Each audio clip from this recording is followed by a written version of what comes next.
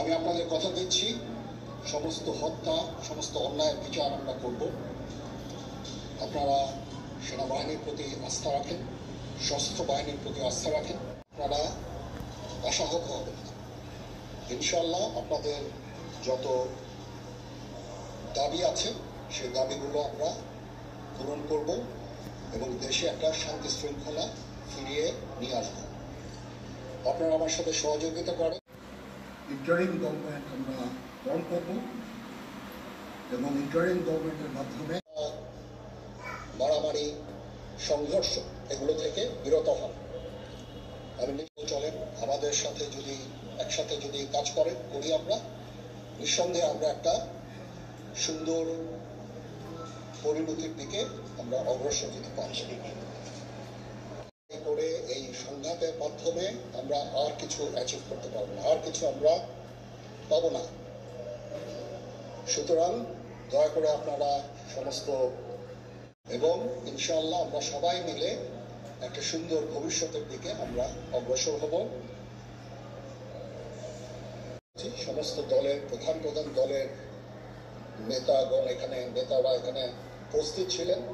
আমি ওনাদের ইনভাইট করেছিলাম এখানে। ওনারা ভেরি নাইস অফ দেম যে ওনারা এসেছেন, আমরা একটা সুন্দর আলোচনা করেছি এবং এই আলোচনাটা ফলপ্রসূ হবে। একটা ইন্টারিম গভর্নমেন্ট ফর্ম করে আমরা আমাদের কার্যক্রম পরিচালনা করব। আপনারা একটু ধৈর্য ধরেন, আমাদেরকে কিছু সময় দেন। ইনশাআল্লাহ আমরা সবাই মিলে সমস্ত সমস্যার সমাধান করতে সক্ষম হব। আপনারা আর এই সংঘাতের পথে যাবেন না এবং শান্তি শৃঙ্খলার পথে ফিরে। অর্থ সম্পদের ক্ষতি হচ্ছে, জানের লোকজন মারা যাচ্ছে, তো এগুলো থেকে আপনারা বিরত হন এবং আমাদের সাহায্য করেন। আমি সমস্ত দায়িত্ব নিচ্ছি, আপনারা আমাকে সাহায্য করেন।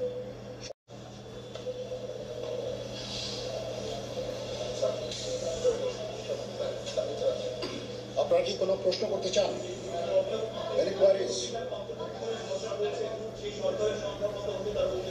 এখনো এটা খুব আলাপ আলোচনার মাধ্যমে এটা আমরা করব। আজকে এখানে জামাতের আমির ছিলেন, আমাদের বিএনপির শীর্ষস্থানীয় নেতৃবৃন্দ এখানে ছিলেন, জাতীয় পার্টির নেতৃস্থানীয় নেতৃবৃন্দ এখানে ছিলেন এবং সুশীল সমাজ এবং এখানে ডক্টর আসিফ নজরুল উনি নিজেও ছিলেন এখানে এবং উনি আমার সামনেই উনি সমস্ত ছাত্রদেরকে একটা সুন্দর বার্তাও দিয়েছেন এবং আমি আশা করি যে ছাত্ররা সেই বার্তা শুনে ওনার কথা ওনাকে সবাই শ্রদ্ধা করে, ছাত্ররা শ্রদ্ধা করে, ওনার এই বার্তা শুনে তারা এই পরিস্থিতি নিয়ন্ত্রণে নিয়ে চলে আসবে এবং আমরা একটা সুন্দর একটা পরিস্থিতির দিকে আমরা এগিয়ে যাব ইনশাআল্লাহ। আওয়ামী লীগের কেউ ছিল না, হ্যাঁ আজকে, বিকজ আমাদের এই সময় নাই, এটা একটা বিশেষ একটা পরিস্থিতি। আমরা আজকে যে এই পরিস্থিতি এটা একটা আমরা একটা নিয়ন্ত্রণ নিয়ে আসবো। সেনাবাহিনী শান্তি শৃঙ্খলা বজায় রাখার কাজ চালিয়ে যাবে এবং আপনাদের সবার দায়িত্ব, ছাত্রদের দায়িত্ব, রাজনৈতিক নেতৃবৃন্দ এবং রাজনৈতিক কর্মীদের দায়িত্ব হচ্ছে সেনাবাহিনীকে সাহায্য করা এবং আপনারা মিডিয়ার মাধ্যমে আমাদেরকে এই যে একটু আমাদের সাহায্য করেন। সুতরাং আমরা তাহলে এই পরিস্থিতি নিয়ন্ত্রণ সহজেই নিয়ে আসতে পারব। না, যদি জিনিসটা শান্ত হয়ে যায় তাহলে আর কারফিউর কোনো প্রয়োজন নাই, কোনো জরুরি অবস্থার প্রয়োজন নাই, কোনো কারফিউর প্রয়োজন নাই, কোনো গোলাগুলির প্রয়োজন নাই। আমি আদেশ দিয়ে দিয়েছি সেনাবাহিনী কোনো। আমি আশা করছি যে আমার এই বক্তব্যের পরে পরিস্থিতি উন্নতি হবে, আমরা একটা সুন্দর পরিবেশের দিকে যাচ্ছি।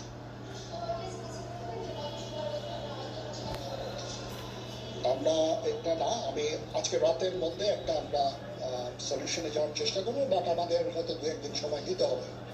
এটা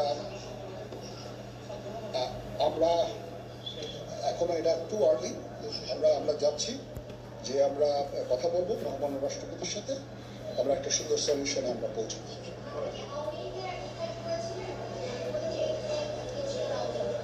পরিস্থিতি ছিল খুব কম, সময় খুব কম ছিল। আমি যাদেরকে পেয়েছি অনেকেই আমি বলেছি, সবাই নতুন, বাট প্রধান রাজনৈতিক দলের সমস্ত নেতৃস্থানীয় নেতৃবৃন্দরা এখানে ছিলেন, তাদের সাথে আমি কথা বলেছি এবং ওনারা সবাই আমাদের এই প্রস্তাবে, এই যে আমরা যে আলোচনা করছি, সবাই এটাতে রাজি হয়েছে। এখানে মমিনুল হক সাহেব, জুনায়েদ সাকি উনি ছিলেন, তারপরে ডক্টর আসিফ নজরুল ছিলেন। আমরা সবাই মিলে এবং সবাই আমরা এটাতে একমত পোষণ করেছি। এখন ছাত্রদের কাজ হচ্ছে যে শান্ত হওয়া এবং আমাদেরকে সাহায্য করা। আমি তো বলছি তখন আমার এই বক্তব্যের ছাত্রদের প্রতিনিধি বলতে আমি এখন ওনাদের কাউকে পাইনি। আমি ডক্টর আসিফ নজরুলকে রিকোয়েস্ট করেছি, যেহেতু ওনাকে ছাত্ররা শ্রদ্ধা করেন এবং উনিও একটা সুন্দর একটা ভিডিও মেসেজ উনি দিয়েছেন ছাত্রদের জন্য। আমি আশা করব যে এই ভিডিও মেসেজটাও কাজে হবে, কাজ দিবে। এইভাবে আমরা কাজ করে দেব। সবাই ভালো থাকেন, সবাই ভালো থাকেন, সবাইকে ধন্যবাদ। এখানে আপনারা যত প্রশ্ন করতে থাকবেন আমাকে দেরি করাবেন। It is early, it's too early. আমরা কাজ করছি, আমাদের একটু কাজ করতে দেন, একটু সময় দেন। আমরা একটা সলিউশনের মধ্যে আপনারা সবাই যারা আন্দোলনরত, যারা ছাত্ররা আছেন, আন্দোলনরত যত লোকজন আছেন, দয়া করে ঘরে ফিরে যান। সবাই ভালো থাকেন, আল্লাহ আমাদের মঙ্গল করুক। আল্লাহ হাফিজ।